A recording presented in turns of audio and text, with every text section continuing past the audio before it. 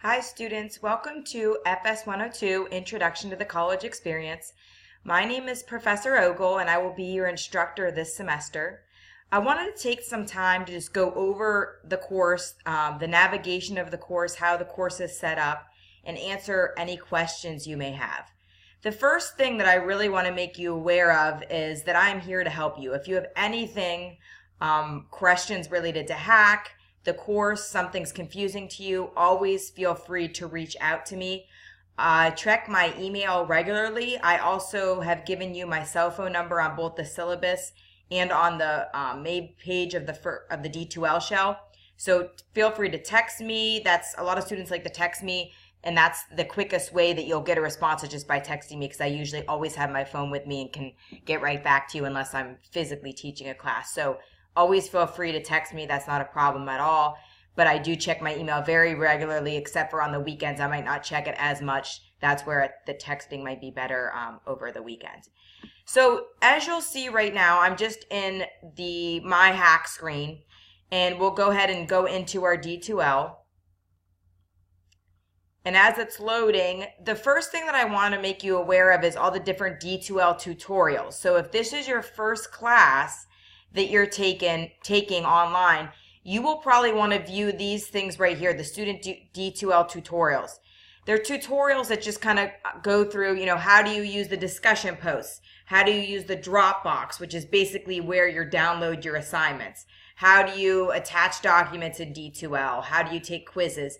So please start here and look at these things. If you have any navigation problems, that's the first place you'll want to look, because it's very helpful information in those D2L shells. So let's go ahead and go into our course, okay? And I just want to show you a little bit about how it's set up. Just give me 1 second while it loads, okay?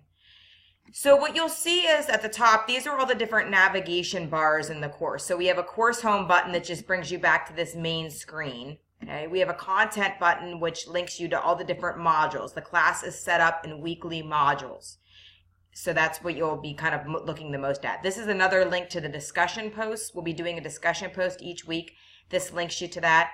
This is a link to the Dropbox. Every assignment that's due has a folder inside that Dropbox while you submit your assignment. This is a link to the quizzes. The quizzes are embedded in each module week, but just in case you need to go back, you can find them in there. Here is the grade screen where you can see where I input your grades for different assignments. Email, so you can email me or other members of the class. This resources button has a checklist, some links to our online tutoring, the D2L tutorials, and some other things that will help you. Let me just change this real quickly because I just realized that I'm viewing it as an instructor instead of a student. So one or two of those buttons will change. Okay, you just won't have that one down there, but all those look the same. So the main page, you'll see there's just some information about me and my family, and you can see some pictures of my kids. And then, as I said, the class is divided up into weekly modules. And so you'll see those modules there, and you can click on them to get into the content, or you can go back up to this content link, and then it'll bring you to all the different modules that we will be working on. So the first module, you'll see it'll say module and the date, and when you click on it, it'll be broken into 3 different areas: an overview section, a content section, and an activities and assignments. So for the first week, you'll see every single module, every single week has an overview and instructions. You will want to click on this, and this will tell you exactly what you should be doing, the topics we're going to be covering, the reading that you should be doing, the things you should be viewing, the assignments you should be taking part in, the discussions, the quizzes, things like that.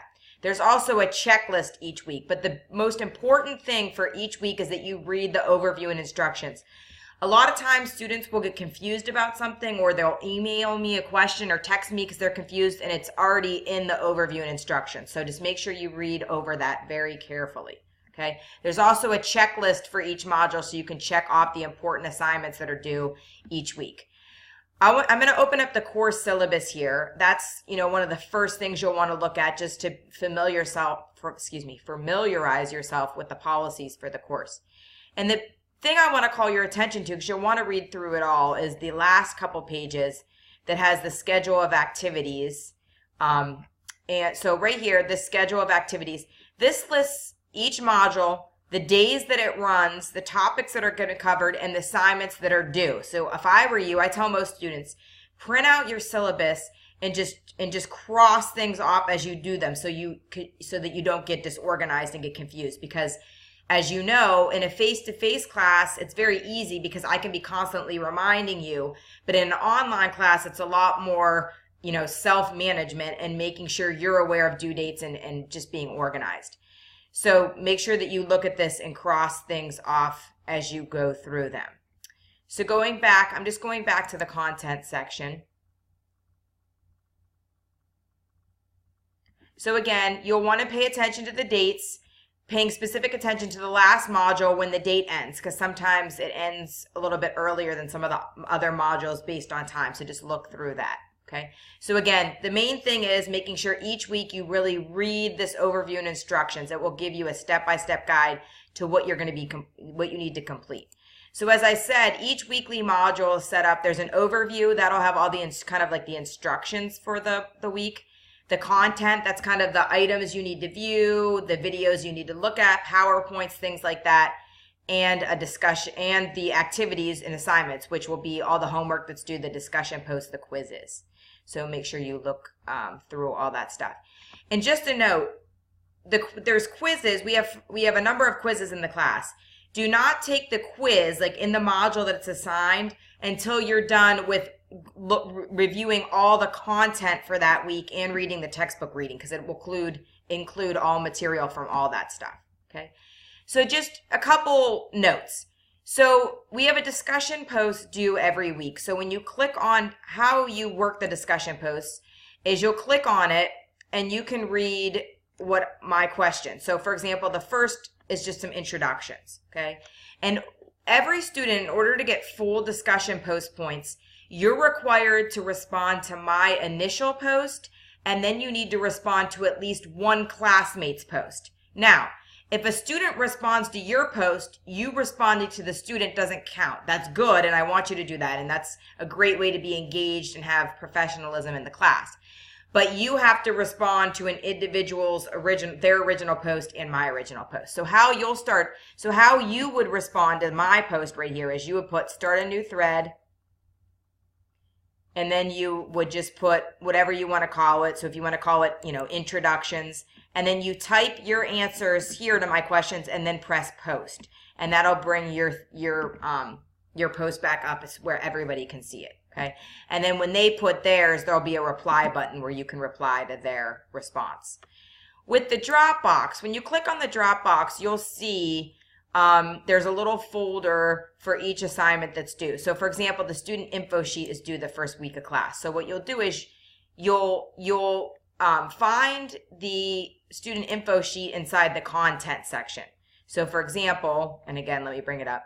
It's under the first week, under the activities and assignments. So if I go down here, so you'd open this student info sheet. Okay, this is the Dropbox. So I have a Dropbox linked in each module, and then I also have it linked up here. So what you would do is you would open this student info sheet, and you would download it and save it so that you can then type your answers into it. So you'll see that it looks like this, and there should be a button on your screen that says, download, so that you can download and save it, and then you can type your answers in it. Okay. Just a word of caution, if you have a Mac, you have to send me documents as a PDF because I can't translate your documents otherwise. So what you'll do is there's a Dropbox. Again, as I said, there's a Dropbox inside each module for the assignments, or you can link them through here, wherever you would like. But let's just go through here. So here's the Dropbox for the student info sheet. So you filled out the student info sheet, you saved it on your computer, and then what you'll do is press upload, okay? And you'll look for where you saved your student info sheet, wherever you saved it, okay? So I'm going to pick this picture of an acorn that I used for my third graders' fall party they're having this week. But let's pretend this is our student info sheet. And I just attach it, and you'll see that it's right there. And if you want to leave me any comments about your assignment, you can, and then you just put submit. And when you hit submit, you will get a little confirmation that says, well done, you've completed the assignment, or it will send you some type of thing saying you submitted it. So that's kind of how you work the dropbacks. So that's the course in a nutshell. Main point I want to get to you is if you need any help, if you have any questions, please feel free to reach out to me. If you look at the course homepage, my cell phone number is right on that main screen, as well as my email. If you scroll down to the bottom, and you'll see, actually, where is it? It's right here. I have my email and my cell. Always feel free to text me, but reach out if you need help, and I wish you luck this semester. Take care.